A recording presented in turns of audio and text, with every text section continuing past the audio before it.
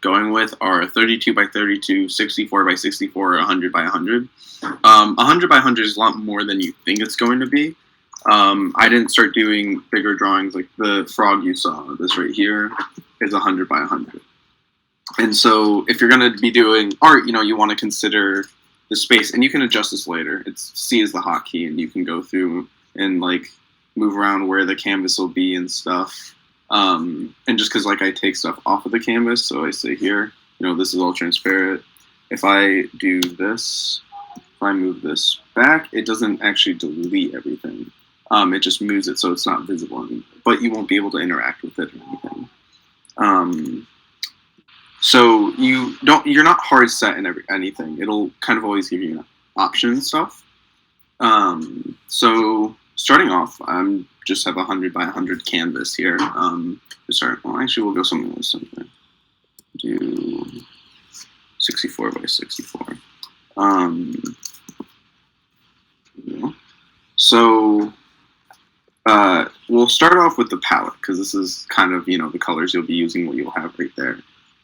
These colors are colors I've kind of just acquired over time through, I like to give you an example. This right here is an older sketch. You can see it's an older version, but like these colors here relate to these colors here. And that's kind of, and then same with this stuff here, came from here. And you'll like thin out, add stuff to the thing, and you can go here. I love that. So that's so cool. Oh, thank you. So you can sort these out however you want, ascending, descending, red, green, blue, alpha, all these. But then you have presets. Now, the thing about it is, like, I like that I have these colors that I've used for past drawings, but truth be told, it's very flat. You can see, like, the color I get here is from the contrast, not from the actual similar colors themselves. And all of this is rather flat. So you kind of missing something in the drawings when you do that if you don't have really good knowledge about color theory. And I'm trained through experience, not through lessons, so I don't really have that knowledge. And that's where you get things like this. So you have this giant menu of presets that comes with the software. And you can download more and add to the files. You can remove them, do whatever you want. So ones I like to use, I'm going to pull up another drawing here. Where is it? This is a fan art I did for someone. Here we are. So this is a fan art I did of a character I saw that I really liked. And this palette right here on the side is, let's see, this preset right here. And you can kind of look at it and just see, like, again, idea. But there's some really nice, like, simple ones too, like for the Game Boy. You got the old-fashioned greens that you can play around with if you want. Cool. And you can, zoom out, zoom in if you want. There's selection. And you can add more and whatnot. So, like, it gives you really good customization.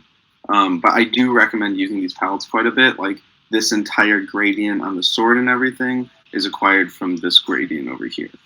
And that makes a lot of the difference. You get this really nice contrast where with this you kind of have this ascending, like, same color but slightly different shade, whereas with this you can see, like, it's very clearly changing between each color. This is a little more reddish. Like, you get some very clear shift over the course of it instead of just having a slight difference in the shade. So starting off, we can go to the palette I've been using for those of you who saw. Let's see here. I think it's actually at the bottom. I just have trouble finding it. Here we go. And just so you can see, you can open folder. Oh, one sec. Come up on the screen.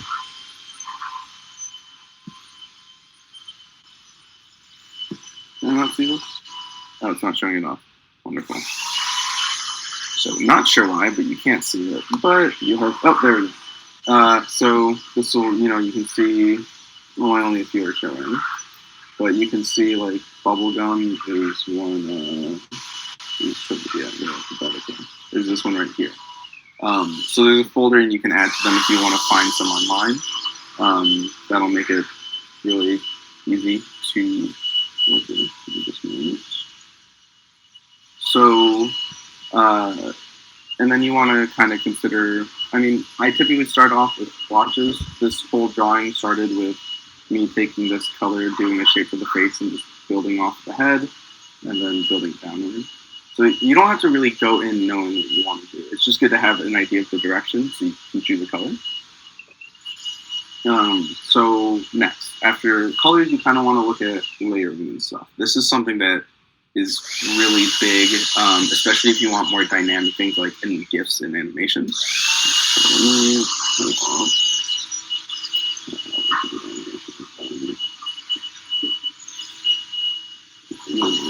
Oh, actually,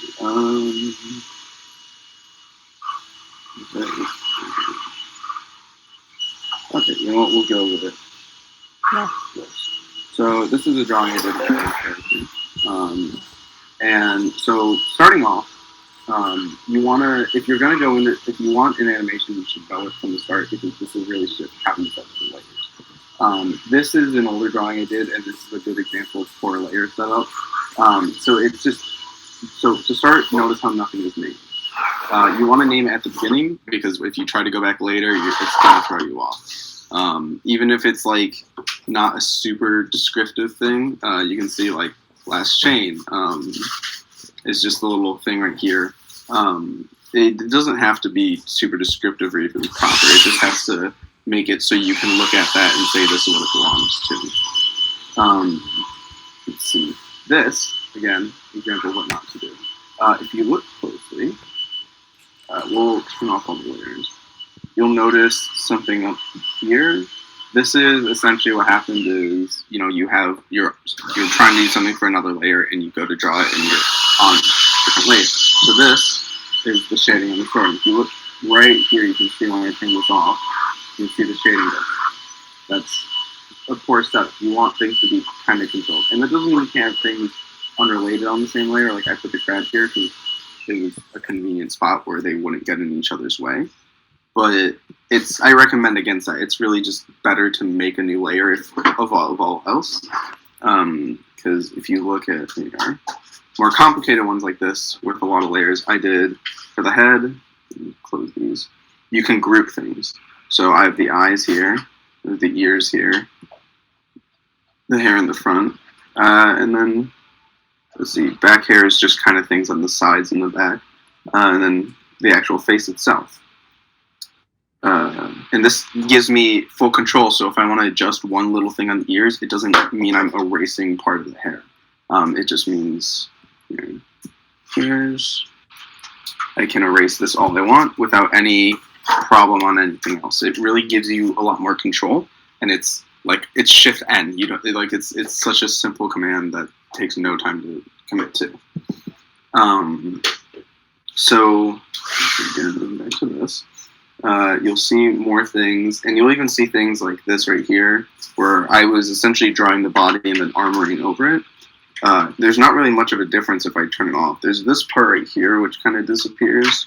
But that's an easy fix on the thing where I could essentially just remove this whole layer without an issue. And you don't want things like that. Like this also makes little to no difference. You want things to have kind of an intention and reason for being on there. So next is, let's see, you have, all sorts of different parts of it. And you want to, the other advantage you get, right, is you get more control for animating. So this one you can see the arms. We'll go just arms. You can see over the course, the arms, you can see the arms kind of shift up and down. You get a bit of scrunching as well. This is a lot harder to execute when you have, say if they were connected with the torso. If you have to redefine both the torso and this the whole time, it makes for a more difficult process. And same with the other way around. Being able to just kind of shift down parts of the torso makes it a lot easier to move things around. And as you can see, I like the chin here. It's not the best setup overall. But sometimes you have to kind of break general stuff so you can animate a little smoother. Um, and then just you get basic things like the legs being able to go up and down. It just makes makes it a lot more smoother because you get more control over the whole thing. Some more complicated animations. Let me see. A lot of stuff. Here we go. This is a walking cycle. This was a bit of a pain. This is another friend's character. I love that. Thank you. Yeah, that's really cool. I like that. The animation looks really nice. What is that? Like, what did Thank you. What is this for? I guess. Like, what did you make it for? So this is a friend of mine, Steph, has a rabbit named Chad, and he's an evil little bastard. But she's also turned their pets into characters as well, and so this was their character. And this is just like, if you don't have something to draw, it's drawing a friend's character or fan art is a really nice way to just give yourself something to draw with like a clear reference that you can work with. And so like, let's see. And so the grouping here, just to get a little more into the command themselves. Pause this for a sec. If I do this, and we have pink, we'll label this pink. And I do, and I have another layer. This is blue. You label this blue. And we have, last but not least, yellow. Oops, that was on the wrong layer. And so you see what I mean, where it's very easy to forget to like do something on a new layer. So that happened while I was making the example. Yellow. So what's nice is I can, and so just for moving things, like if you drag by the yellow line, you can move things around. Oh, my screen just shut off. Sorry, give me just a moment. Oh, we're back. Okay. Don't know what happened there. Make sure everything's plugged in all the way.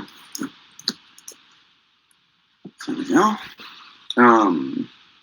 So I can highlight all of these. Right click, and I can do new group. And now these will all be concisely set together. So if I look back, I have the head. So I have all the things for the head. If I want to close that, it's now one thing, and it's a lot less chaotic. Again, going back to this, how I have everything just in a row. It allows me to really kind of control where everything is and how it's grouped together. And some things won't fit within all of that. But it gives you a lot more control, and you can do groups in groups to like really just kind of shove everything into a nice like concise look on the side, and it just organizes a lot smoother. Organization is your friend as much as being a college student and an artist kind of forces me against that habit. So back to this. So over the course, you have a lot of different frames. The way I actually initially did this was I essentially had one leg just neon blue and the other leg neon orange. And I focused on the shaping first and then did the design afterwards, because walking cycles aren't easy. And so at the bottom, yeah, so that's why it's labeled blue leg and orange leg. You'll see you have to kind of shift the entire shape between each one. And this one was just draw, change, like shift it, redraw, look at references, redraw again, and just kind of hammering it out as much as I possibly could. So I don't have a lot of tips for this specifically. But over the course of animation, it's really good. Let me see if I actually did it for this one. I'm not sure. I know I've done it for some. Oh, actually, I think I really did it for one. Let's see. This is not organized. It's just in alphabetical order. Oh, okay, this one. Here we go. So this is for your game zone. So you see the 4 here. So we're going to actually shift this perspective in favor of animation. Awesome. Here we are. So, yeah, so it's the white. So we have different animations, and I have different mass for each animation. Oh yeah, I love this mushroom. Yeah. So these are mushroom themed masks and such. But you'll notice the 1, 2, 3 formula. And the really big example of that is when you have idle animations, most of them, you look, up, middle, down, middle. And if I have that same animation every single time, I'm going to want to copy the frames over. Now, it's a bit awkward in copying frames, and so it's really good to mark them with a number, because then you always know you're going to be in order, and it helps you just keep track of each one. Make sure everything's kind of concise and smooth. I think this is just the natural. Yeah.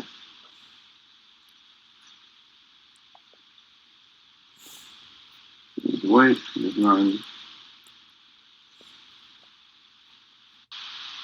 And so this gives you in. See, you can even with the tags. So these are loop tags. And what these will essentially do is loop these same things. And so if I do the menu, I can choose a color, and then I can also choose what is it? Just details from 1 to 24, covering the whole thing. Color, and moving forward, you can either go backwards or ping pong, so it goes from front to back, front. So if I wanted to do like a 1, 2, 3, and then have a ping pong, that would let me do the same thing as I have right now with the 1, 2, 3, 4. I just prefer to have all 4 frames there as opposed. And then you can name it, and then so this gives you again more organization and kind of control over everything. So I'm closing this. I'm now going to get a bit into. Let's see.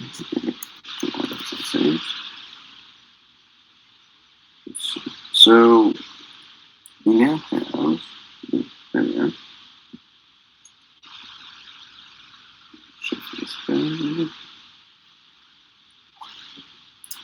We'll get into the tools a little bit, just because you have a lot of basics. You have your pencil tool. Why are you not okay with me drawing? I see. So you have your typical pencil, which is 1 pixel, and up here you have all your options for your pens. And you can also do axes, so like mirror. I'm doing this. And then you can do 1 axis, and you can move these as well. So,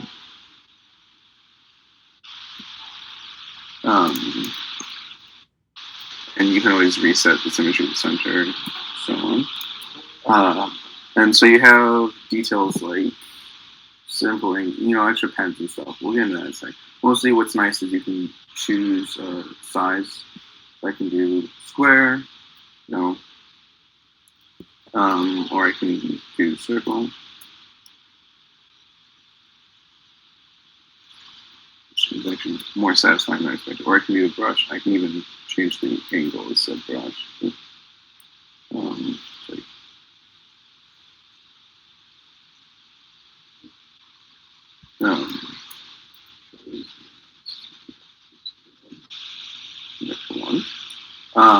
And then you have, so behind that, a lot of these have like separate settings that are just, so spray, let's see, specific thing. Let me reset this. So 1, circle, so you can adjust like how many you have per. So if I tap, it'll do 10. And then kind of the degrees. Oh, sorry, no, other way. This is the width, and then this is the amount.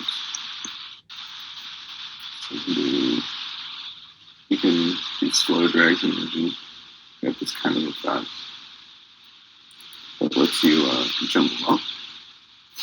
And then eraser is obviously just eraser. You can also adjust the size and shape of this.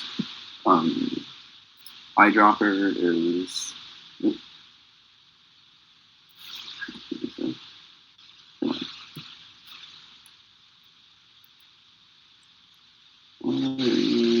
Focus on the. There we go. So this. You want to switch back, you can do eyedropper. Pretty simple. Zoom tool, move tool. Paint bucket is your typical fill. And there's nice settings that you can mess with actually, with the gradient. So I can do, you get two colors. You have a main click and a right click. So if I click this one and then I right click this one, you'll see the little thing in the bottom right and the thing in the top left. Oh,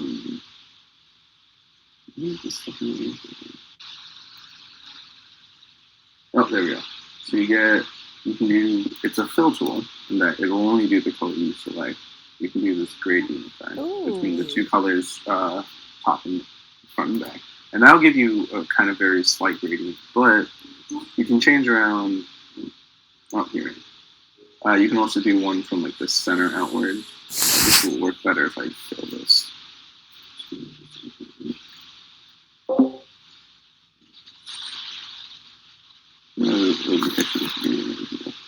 So, go back to gradient. So I can do like a more circular one as well. You can use some really nice shadows if you want to go complicated. But if you want to go more picture style, this is where the data comes in here. So you can do kind of more. You're going to be like, these really nice effects, and you can do more and more, and that's good. And these can add a really nice style. There's a lot of Pixar that uses this kind of gradient method, and so this gives you some kind of pretty things without having to hand draw all that detail. So next we have line tool. Line tool is convenient if you're, if you just want specific lines without having to worry about, you can move around. So this is nice if you're doing details where you might kind of move the pen a little outward, where the pencil will just, draw the line where you're done. So that's you can get a bit of control and get smoother details, do some geometric type things.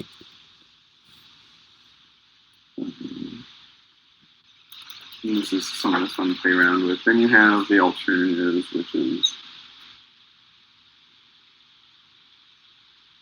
you tap 4 times for this.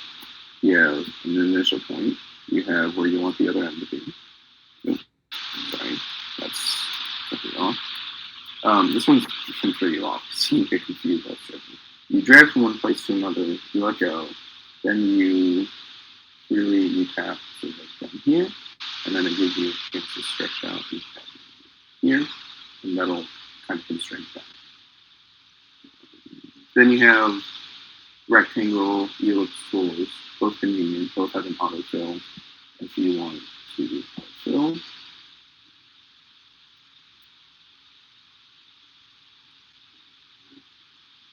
don't know why this is set.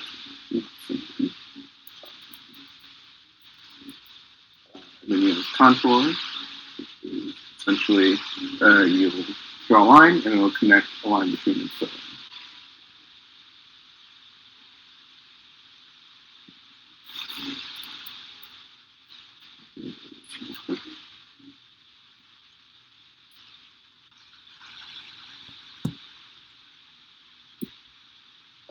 And last but not least, this is one of my favorites. You can do a lot with these two tools for backgrounds. So I'm going to go with the draw tool. We're going to go real big, and we're going to add splashes of colors. So these, and these, this, and also just get real colorful with it. So now, actually, we just change the colors.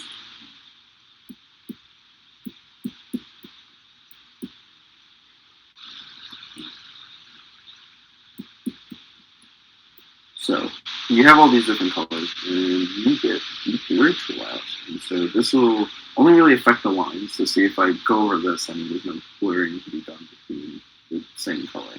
And so you can kind of go and blur this. And to be careful, with more detailed stuff, it's a bit awkward to use. But for broader things like this, it works. But you'll notice that, like, now in between all this, you have different colors along. And so what you can do is take this jumble tool. And the jumble tool will, instead of blurring it, just jumble up the colors there, pixelate it. And so you can get this kind of like confetti style thing going. And then if you want to just go for like a background kind of thing, you can drag it around. You'll notice like colors will level up in one spot, so you can kind of fix that. But then you can take the blur tool again and go through, blur it all, and then jumble it again. And you get these really nice, like, kind of mixes. And when you use these in a way that, like, with like similar looking colors, you can get some really nice effects.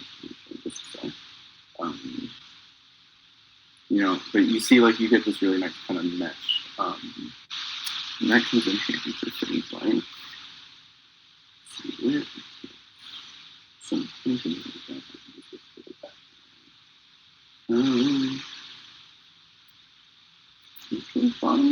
Oh, here we go. So this is a JPEG because I've lost the file a while ago. You'll see the background here is this kind of nice mesh. You got these purples. It's meant to be like a spacey sign.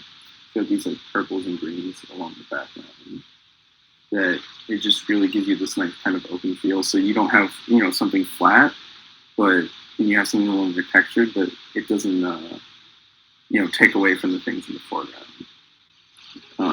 Another one, if you want to go a little more, since it wasn't a finished round, something was saved. It's somewhere around here. Into my files, not simple browsing. Here we go. Just like messing around with the same kind of similar colors. Then you have this kind of hole open in the middle of it, and see, like, you can get these really nice just effects going. Where you get a little more depth to it, because you can still keep a lot. If you go smaller with the tool, you can still keep stuff in the same space, as opposed to doing something like that. So if I go here and lower it, I just actually scramble this up, and it just gives you something more organic, since you're not the one, because it's not just drawn by hand, it's all more randomized. So that kind of is it for the tools. Let's see what else can I get into.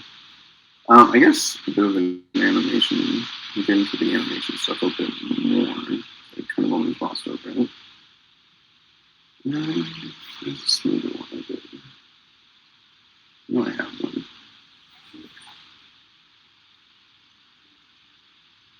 Actually, you know what? This is good because you guys are programmers. This is a good one for a little more of a video game style. So this is a little spreadsheet of different motions. We have, an idle. You have walking, a jumping, a little emo, attack, kind of dodge effects. And so this little thing is the little spiders that wear teardrop or water drops on their hat as the hats. And this was just me playing around with different animation possibilities. So the layering is, pretty simple. Again, older, so not labeled. But most of this is just, you have the body, which doesn't move much. You have the legs, which are a little more dynamic, and then extra things up here, like the heart and the spray, and then the background. So typically, if you're gonna animate, what you want to kind of focus on, or if you're gonna, ask about get someone to animate, so we'll go one frame by frame here. So the first frame, you do a slight shift. So the things that are just moving, so you'll notice the body doesn't change. It just goes up and down. So you can just do the move tool, like this, move things up and down. And then you want to redraw the things that would shift. So you'll see the legs change, and so you don't want the anchor point to change. It's just moving up and down. So you leave kind of these points alone, and you adjust this. This gives you in animation. And then, you continue on, you have the same thing. And the thing to consider is, especially if you zoom out, like, listen closely, it's just, one goes out, one in the front, one in the back goes out, one in the front, one in the back goes out. And when you look close, it looks kind of wonky, but you do get some liberties with animation. When you zoom out and you consider, if you focus on this one right here, you watch it like walk across it, you get some, it's not as noticeable. And there's some room to kind of do whatever you want with it, where you get a lot of freedom, especially in pixel art. Because there's an advantage and disadvantage to it. The advantage is that you get some liberties with the shaping because it's down to a finite amount of pixels. The problem you run into is every single pixel really makes a big difference. So you sometimes will have trouble trying to find the exact shape of like 4 pixels. And that can kind of throw you off quite a bit. But yeah, and then you just kind of consider like this one. You have more changing shapes, but still you get the motion midway through. Then it starts to come down. And then you just kind of consider, it's something that is mostly feeling. But you want to just keep in mind what's more doable and what isn't. Because obviously with smaller sprites like this, you can't do as much sophistication. Because every little pixel makes quite a difference in how it looks. Like even that slight move forward and kind of the recoil. It really just shifts how you look at the drawing and how you see. And so it's good to keep those things in mind when you're asking for stuff. I think that covers the general gist of it. The program gives you a lot of room. There's a lot of things to explore that even I haven't found. A lot of drawing programs have similar things, so people who have already worked with the drawing program can typically look at this and find a lot of things I probably wouldn't know about. But like even like the moving tool, so like if I draw a box and I draw another box, it will replace it. This will, add them on. This I can remove from it from the select tool. And this select the specific spot. You just get one. Yeah. And so you have all these different things. I'm not a big fan of the rotate because the rotate's very awkward when it's really good. And then hotkeys are another big thing. So E will switch me to the draw tool, G to the fill.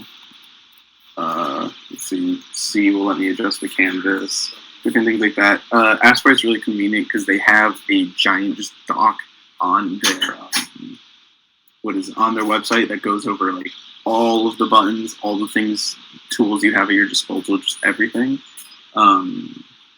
So they're really generous with that. And then most tools you can find up here as well. Rotate, flip, and you can find the hotkeys here. So like if I want just Shift H will flip the whole canvas here. Shift V as well. There's sprite details, so properties, stuff like that, and key which will let you change the duration of that frame. Let's see, rotate canvas, sprite size, see, like I said, C gives you canvas size. Layers, there's a million settings and things you can do. And it just gives you a lot of options. So that kind of covers the gist of it. I don't know if I have a lot more to go over. Kelly, Mohammed, anyone, do you guys have any kind of questions or things you'd like to see? Honestly, I don't know. I think it was really cool. I like how you showed the blur effect where you merge them all together. Yeah. Honestly, it seems like it's something that you just want to kind of delve into, just jump in head first and tackle as you go, Yeah, there's it's like with anything art or skill related, there's a million videos and tutorials and things you can find. Aseprite's really up there, and like it's one of the top pixel art software, so there's plenty of info to find on it. And like I said, they give you a lot of info to use. Nah, I see. So anything you want to learn, I guarantee you can. And the other thing is like, I mean, Discord servers especially, I'm in my fair share of pixel art and art communities where I have my art friends that I crew these things for, but also send them things, and they're in art school, because like I said, I don't really have the color theory, all that stuff learned. It's mostly by experience and what I get recommended.